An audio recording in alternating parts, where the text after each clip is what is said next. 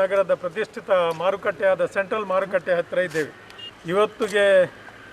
ಇವತ್ತು ಇಲ್ಲಿ ನೋಡಿದಾಗ ನಮ್ಮ ಮಹಾನಗರ ಪಾಲಿಕೆಯ ಆಡಳಿತ ಅಥವಾ ಜಿಲ್ಲಾ ಆಡಳಿತೆಯ ಈ ಒಂದು ಅವ್ಯವಸ್ಥೆಯ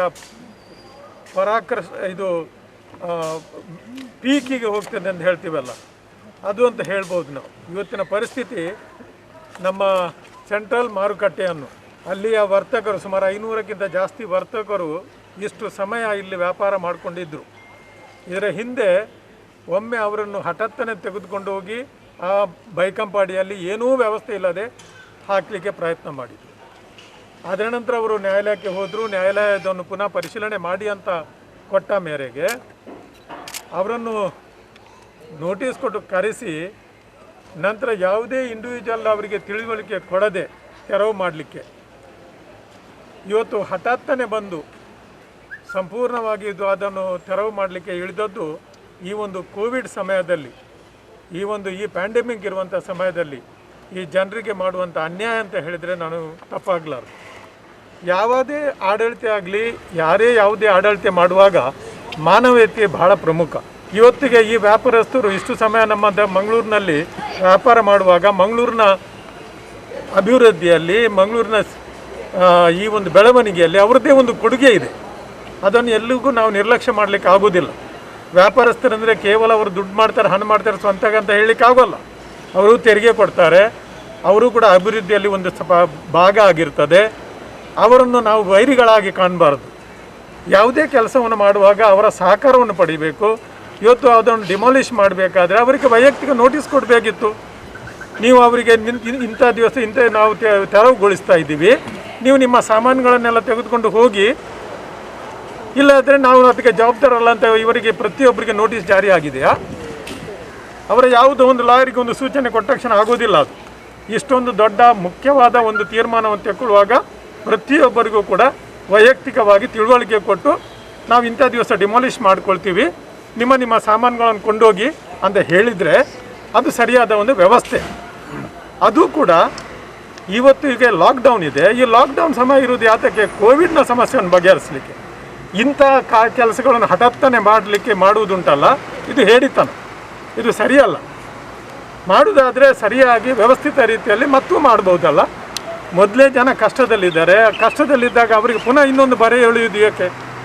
ಅವರೇನು ನಮ್ಮ ಹಾಗೇನೆ, ಅವರಿಗೆ ಕುಟುಂಬ ಇಲ್ವಾ ನಮ್ಮ ಹಾಗೇನೆ? ಇದು ಏನು ವ್ಯವಸ್ಥೆ ಮಾಡಿದ್ದಾರೆ? ಇದು ಆಡಳಿತ ವೈಫಲ್ಯ, ಸರ್ಕಾರದ ವೈಫಲ್ಯ. ಇದನ್ನು ಮಾಡಬಾರದು. ಇದು ಮಾಡಿದ್ದು ನಾವು ಖಂಡಿಸ್ತೀವಿ. ಮತ್ತು ಈ ವ್ಯಾಪಾರಸ್ಥರು ನಾವು ಜೊತೆ ಇದ್ದೀವಿ. ಆಯಿತು, ಇವತ್ತು ಇವರಿಗೆ ಈ ರೀತಿ ಮಾಡಿರ್ಬೋದು, ಆದರೆ ಇದರ ಶಾಪ ಯಾರು ಇದಕ್ಕೆ ತಪ್ಪಿಸ್ತಾರಿದ್ದಾರೆ ಅವರಿಗೆ ತಡ್ತದೆ. ಇದು ಮಾಡಿದ್ದು ಖಡಾಖಂಡಿತ ತಪ್ಪು ಅಂತ ಹೇಳಲಿಕ್ಕೆ ಇಷ್ಟಪಡ್ತೀನಿ. ಯಾವುದೇ ನಾವು ಆಡಳಿತ ಮಾಡುವಾಗ ಮಾನವೀಯತೆಯ ಸೆಳೆ ಇಲ್ಲದಿದ್ದರೆ ಅದಕ್ಕೆ ಆಡಳಿತಕ್ಕೆ ಅರ್ಥ ಇಲ್ಲ ಅಂತ ಹೇಳಲಿಕ್ಕೆ ಇಷ್ಟಪಡ್ತೀನಿ.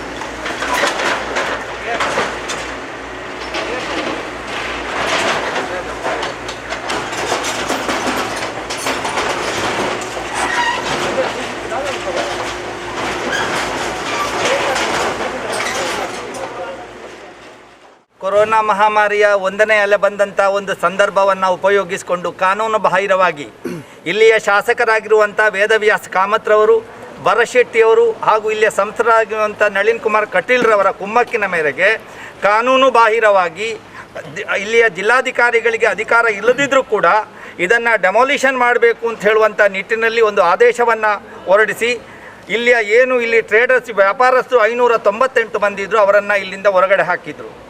ಇಲ್ಲಿ ಬರೀ 598 ನೇರವಾಗಿ ವ್ಯಾಪಾರ ಮಾಡುವವರು ಮಾತ್ರ ಅಲ್ಲ, ಪರೋಕ್ಷವಾಗಿ ರಿಕ್ಷಾ ಚಾಲಕರಿರ್ಬೋದು, ಗೂಡ್ಸ್ ಡ್ರೈವರ್ಸ್ ಇರ್ಬೋದು, ಕೂಲಿ ಕಾರ್ಮಿಕರು ಸುಮಾರು 10,000 ಜನ ಈ ಕೇಂದ್ರ ಮಾರುಕಟ್ಟೆಯನ್ನು ಹೊಂದಿಕೊಂಡು ಎಷ್ಟೋ ವರ್ಷಗಳಿಂದ ಅವರ ಮನೆಯನ್ನು ಅವರು ಸಾಕ್ತಾ ಇದ್ದವರು. ಅದರ ವಿರುದ್ಧವಾಗಿ ಇಲ್ಲಿಯ ವ್ಯಾಪಾರಸ್ಥರು ಕೋರ್ಟಿಗೆ ಹೋಗುವುದರ ಮೂಲಕ ಅಲ್ಲಿ ಅವರು ಜಯಗಳಿಸಿದರು. ಇವತ್ತು ಪುನಃ ಇಲ್ಲಿ ಹೈಕೋರ್ಟ್ ಇಲ್ಲಿ ಒಂದು ಆದೇಶವನ್ನು ಇವರಿಗೆ ಕೊಟ್ಟಿತ್ತು. ಇವರ ಏನು ಆಕ್ಷೇಪಣೆ ಇದೆ ಅದನ್ನು ಕೇಳಿಸಿಕೊಂಡು ನೀವು ಅದಕ್ಕೆ ಬೇಕಾದಂಥ ಒಂದು ಕ್ರಮವನ್ನು ವಹಿಸಿ ಅಂತ ಹೇಳುವಂಥ ಒಂದು ನಿಟ್ಟಿನಲ್ಲಿ ಇವತ್ತು ಹೈಕೋರ್ಟ್ ಹೇಳಿರುವಂಥ ಒಂದು ಸಂದರ್ಭದಲ್ಲಿ ಇವತ್ತು ಈ ಕೇಂದ್ರ ಮಾರುಕಟ್ಟೆ ಹೊಸದಾಗಿ ಬರುವಂಥ ಒಂದು ಕಾರ್ಯಕ್ರಮ, ಅದು ಕಾಂಗ್ರೆಸ್ ಪಕ್ಷ ಇರುವಾಗ ನಾವು ಮಾಡಿದಂಥ ಒಂದು ಯೋಜನೆ. ಅಭಿವೃದ್ಧಿ ಪರವಾಗಿ ನಾವು ಯಾವತ್ತೂ ಕೂಡ ಈ ಆಡಳಿತ ಮಾಡುವ ಪಕ್ಷದ ಜೊತೆಗೆ ಇವತ್ತು ನಾವು ಇದ್ದೇವೆ. ಅಭಿವೃದ್ಧಿಯ ವಿರುದ್ಧವಾಗಿ ಇವತ್ತು ನಾವು ಮಾತಾಡ್ತಾ ಇಲ್ಲ. ಆದರೆ ಏನಿಲ್ಲಿ ಸುಮಾರು 40 ಮಂದಿ ಇಲ್ಲಿ ವ್ಯಾಪಾರಸ್ಥರು ಕೋರ್ಟಿನ ಒಂದು ಆದೇಶದ ಮೇರೆಗೆ ಇಲ್ಲಿ ಕಂಟಿನ್ಯೂ ವ್ಯಾಪಾರವನ್ನು ಮಾಡ್ತಾ ಇದ್ದರು.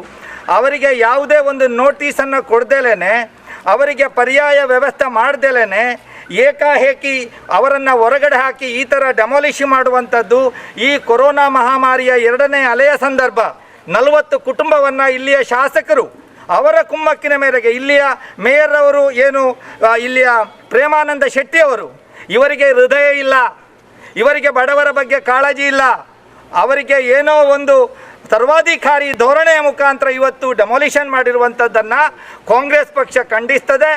ಯಾವತ್ತೂ ಕೂಡ ಬಡವರ ಅಥವಾ ಯಾರು ಅನ್ಯಾಯಕ್ಕೆ ಒಳಗಾಗಿದ್ದಾರೆ ಅವರ ಪರವಾಗಿ ಯಾವತ್ತೂ ಕೂಡ ಕಾಂಗ್ರೆಸ್ ಪಕ್ಷ ನಿಲ್ತದೆ ಎನ್ನುವಂಥದ್ದನ್ನು ನೇರವಾಗಿ ಈ ಸಂದರ್ಭದಲ್ಲಿ ಹೇಳಲಿಕ್ಕೆ ಇಷ್ಟಪಡ್ತಾ ಇದ್ದೇನೆ. ಅದಕ್ಕೋಸ್ಕರ ನಾವಿಲ್ಲಿ ಬಂದಿದ್ದೇವೆ. ಇಲ್ಲಿಯ 40 ಮಂದಿ ವ್ಯಾಪಾರಸ್ಥರು ಇವತ್ತು ನೊಂದಿದ್ದಾರೆ. ಅವರ ಅಂಗಡಿ ಒಳಗಡೆ ಲಕ್ಷಗಟ್ಟಲೆ ಸಾಮಾನು ಇವತ್ತಿದೆ. ಆ ಸಾಮಾನುಗಳನ್ನು ಅವರು ಬೇರೆ ಕಡೆಗೆ ಶಿಫ್ಟ್ ಮಾಡಲಿಕ್ಕೆ ಕೂಡ ಅವರಿಗೆ ಅವಕಾಶವನ್ನು ಇವತ್ತು ಕೊಡ್ದೇಲೇ ಈ ರೀತಿ ಮಾಡುವಂಥದ್ದು ಇದು ಎಲ್ಲಿಯ ನ್ಯಾಯ ಅಂತ ನಾನು ಇಲ್ಲಿಯ ಶಾಸಕರಿಗೆ ಮತ್ತು ಇಲ್ಲಿಯ ಮೇಯರ್ ಅವರಿಗೆ ನಾನು ಕೇಳ್ತಾ ಇದ್ದೇನೆ. ಅಧಿಕಾರಿಗಳು ಇವರು ಏನು ಹೇಳ್ತಾರೆ ಅದನ್ನು ಅವರು ಮಾಡುವಂಥದ್ದು, ಅಧಿಕಾರಿಗಳ ವಿರುದ್ಧ ನಾವು ಮಾತಾಡುವಂಥದ್ದು ಏನೂ ಇಲ್ಲ. ಆದರೆ ಇವರು ಜನಪ್ರತಿನಿಧಿಗಳು, ಜನರನ್ನು ನಿಮ್ಮನ್ನು ಆರಿಸಿ ಕಳಿಸಿದ್ದಾರೆ. ಆದರೆ ಅವರ ಮೇಲೆ ಒಂದು ಕರುಣೆ ಕೂಡ ಇಲ್ಲದಂಥ ರೀತಿಯಲ್ಲಿ ನೀವು ಈ ಥರ ಮಾಡುವಂಥದ್ದು ಇದು ಅಕ್ಷಮ್ಯ ಅಪರಾಧ. ಇದನ್ನು ನಾವು ಖಂಡಿಸ್ತೇವೆ. ನಾವು ಇಲ್ಲಿಯ ಜನ ಏನು ವ್ಯಾಪಾರಸ್ಥರಿದ್ದಾರೆ ಅವರ ಜೊತೆಗೆ ಅವರ ನೋವಿನಲ್ಲಿ ಅವರ ನಲಿವಿನಲ್ಲಿ ಕೂಡ ನಾವಿರ್ತೇವೆ. ಖಂಡಿತವಾಗಿ ಕೂಡ ಮುಂದಿನ ದಿನಗಳಲ್ಲಿ ಯಾವ ರೀತಿಯ ಹೋರಾಟವನ್ನು ನಮ್ಮ ಕಡೆಯಿಂದ ಮಾಡಲಿಕ್ಕೆ ಸಾಧ್ಯತೆ ಇದೆ ಅದಕ್ಕೆ ನಾವು ಕಟಿಬದ್ಧರಾಗಿದ್ದೇವೆ. ನಾವು ಅವರ ಜೊತೆಗೆ ಇದ್ದೇವೆ ಅಂತ ಈ ಸಂದರ್ಭದಲ್ಲಿ ನಾನು ಹೇಳಲಿಕ್ಕೆ ಇಚ್ಛೆಪಡ್ತಾ ಇದ್ದೇನೆ. Thank you.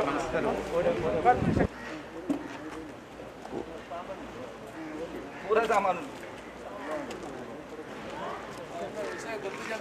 ಬಂದು ಮಲ್ತಿಬಿಟ್ಟಲ್ಲ ಸಾಲ ಹೆಂಗೋ ಮತ್ತೊಂದು ಇಚ್ಚಿಬೋದು ಅಂಗಡಿ ಕೂಡ ಸುಮಾರು ಲಕ್ಷ ಗಟ್ಟದ ಮಾರು ಇನ್ನೊಂದು ಅಂಗಡಿ ಪ್ರತಿ ಅಂಗಡಿ ಮಾರು ಇದಾದ ಮುಟ್ಟಿದೆ ಅದು ಮತ್ತು ಎಲ್ಲ ವ್ಯವಸ್ಥೆ ಬಂದು ಎಲ್ಲ ಗೊತ್ತಾಗುತ್ತೆ.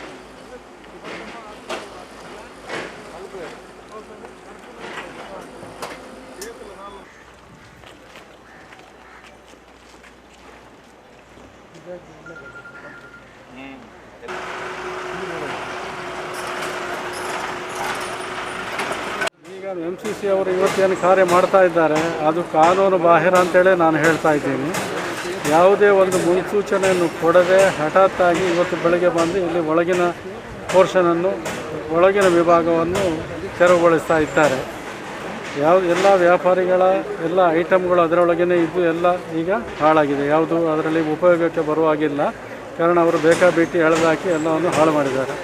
ಇನ್ನು ಹೊರಗಿನವರಿಗೂ ಸಮಯಾವಕಾಶ ಕೊಡುವುದಿಲ್ಲ ಅಂತ ಹೇಳಿದ್ದಾರೆ.